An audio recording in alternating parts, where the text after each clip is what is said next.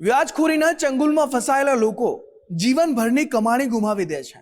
કેટલાક કિસ્સાઓમાં તો મોત પણ વહાલું કરવું પડે છે। ત્યારે ધોરાજીમાં ધંધા માટે 5 લાખ રૂપિયા વ્યાજે લીધા તે વ્યાજખોરે 35 લાખનું મકાન પડાવી લીધું અને વધુમાં ચેક બાઉન્સ કરીને તેના પર કોર્ટ કેસ પણ કરી દીધો। હવે ચારે બાજુથી ફસાયેલા વૃદ્ધે પોલીસ પાસે મદદની માંગ કરી છે અને પોલીસ પાસે તે વૃદ્ધને મદદની આશા છે।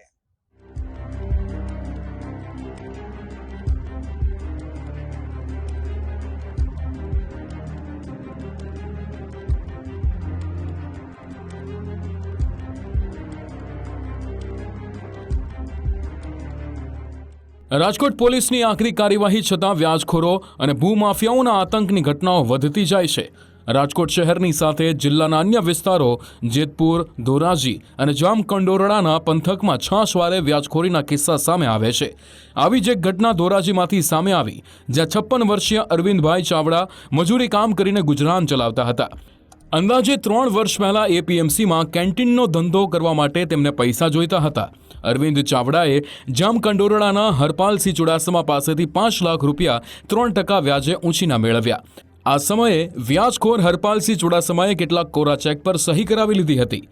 ચોમાસામાં કેન્ટીનનો ધંધો મંદ પડતા અરવિંદ ચાવડા વ્યાજના રૂપિયા ન ચૂકવી શક્યા, જેથી વ્યાજખોર હરપાલસિંહે અરવિંદ ચાવડાનું 35 લાખ રૂપિયાની કિંમતનું મકાન પડાવી લીધું। આ મકાન પરની 11 લાખની બાકી લોન ચૂકવીને મકાને તેના નામે કરાવી લીધું। જે બાદ પણ વ્યાજખોર હરપાલસિંહ ચુડાસમાની ભૂખ શાંત ન થઈ, ત્યારે પોલીસ કે કાયદાનો કોઈ ડર ન હોય તે રીતે વ્યાજખોર હરપાલસિંહ ચુડાસમાએ અરવિંદ ચાવડાને વ્યાજના બાકી રૂપિયા નહીં મળે તો હાથ પગ તોડી નાખવાની ધમકી આપી। ડરના માર્યા અરવિંદ ચાવડા મકાન ખાલી કરીને ભાડે રહેવા જતા રહ્યા। જે બાદ વધુ દાદાગીરી બતાવતા હરપાલસિંહ ચુડાસમાએ અગાઉ મેળવેલા કોરા ચેકનો ઉપયોગ કરી તે બાઉન્સ કરાવી દીધા। આ ચેક બાઉન્સના કેસમાં પણ અરવિંદ ચાવડા હવે સલવાઈ ગયા।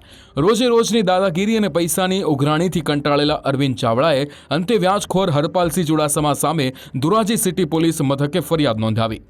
ધોરાજી પોલીસ સ્ટેશન વિસ્તારમાં એક પરિવારને વર્ષ 2023થી 2026 સુધી સતત ચાલેલી વ્યાજખોરી અને મકાન પડાવવા લેવાની ઘટનામાં આરોપી હરપાલસિંહ ચુડાસમા રહે જામકંડોરના વિરુદ્ધ ફરિયાદ નોંધવામાં આવી છે। ફરિયાદી અરવિંદભાઈ દેવરાજભાઈ ચાવડા રહે ધોરાજી પોતાની કેન્ટીનનો ધંધો ચલાવવા માટે આશરે 3 વર્ષ પૂર્વે આરોપી પાસેથી રૂપિયા 5 લાખ 3% માસિક વ્યાજ લીધેલા હતા। સાથે જ આરોપી ફરિયાદી પાસેથી એક બ્લેન્ક ચેકબુક પણ લીધેલી। ત્યારથી માસે વ્યાજ ચૂકવતા કુલ રૂપિયા 60,000થી વધુ રકમ વ્યાજ પેટે ચૂકવી અને ધંધો મંદ પડતા છેલ્લા 7 માસથી વ્યાજ ચૂકવવામાં અસમર્થ બનેલ ફરિયાદીને આરોપીએ વ્યાજના પૈસા નથી આપો તો હાથ પગ ભાંગી નાખીશ અને રસ્તા પર લાવી દઈશ એવી જાનથી મારી નાખવાની ધમકી આપી। ધોરાજીમાં આવેલ રૂપિયા આશરે 35 લાખ બજાર ભાવ ધરાવતું મકાન માત્ર 11 લાખની લોન સામે પોતાના નામે કરાવી લીધું। ધોરાજી સિટી પોલીસ સ્ટેશનમાં ફરિયાદ દાખલ થતાં જ પોલીસે વ્યાજખોરીના કેસમાં હરપાલસિંહ ચુડાસમાની ધરપકડ કરી લીધી। હરપાલસિંહ સામે ગુજરાત નાણાં ધીરધાર કરવાની બાબતના અધિનિયમ અને હુમલો આપવાના કેસમાં ગુનો દાખલ કરાયો છે। આ વ્યાજખોર હરપાલસિંહ ચુડાસમાએ અરવિંદ ચાવડાની જેમ જ વધુ કેટલાક લોકો પાસેથી મિલકતો કે જમીનો પચાવી પાડ્યાની આશંકા છે। જો વ્યાજખોરે ગેરરીતિ આચરીને મિલકતો એકઠી કરી હશે તો તે અંગે પણ આગળ યોગ્ય કાયદાકીય કાર્યવાહી કરવામાં આવશે। વધુ રૂપિયા 45 લાખની માંગણી ચાલુ રાખી અને વ્યાજની પણ માંગણી ચાલુ રાખી અને ફરિયાદીથી પછી ઘર પણ ખાલી કરાવ્યું।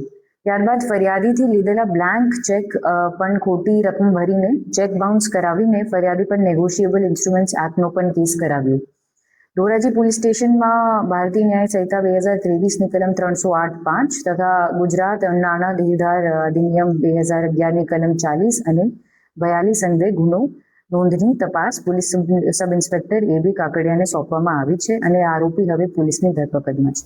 વ્યાજખોર હરપાલસિંહ ચુડાસમાની સાથે ગેરકાયદે પ્રવૃત્તિમાં અન્ય ઇસમો પણ સંડોવાયેલા હોવાની આશંકા છે। હરપાલસિંહ ચુડાસમાની અત્યાર સુધીની તપાસ દરમિયાન ધોરાજી પોલીસને કોઈ ગુનાહિત ઇતિહાસ મળી આવ્યો નથી। આ કેસમાં 5 લાખની મૂડી સામે અરવિંદભાઈએ કેટલીક રકમનું વ્યાજ ચૂકવ્યું હોવાના પુરાવા સામે આવ્યા છે। આ ઉપરાંત 35 લાખની કિંમતનું મકાન પણ પડાવી લીધું છે। આ મિલકત યોગ્ય તપાસ બાદ વહેલી તકે પરત મળે તેવી અરવિંદ ચુડાસમાના પરિવારજનોએ માંગણી કરી રહ્યા છે। હરેશ ભાલિયા, ગુજરાત ફર્સ્ટ, જેતપુર।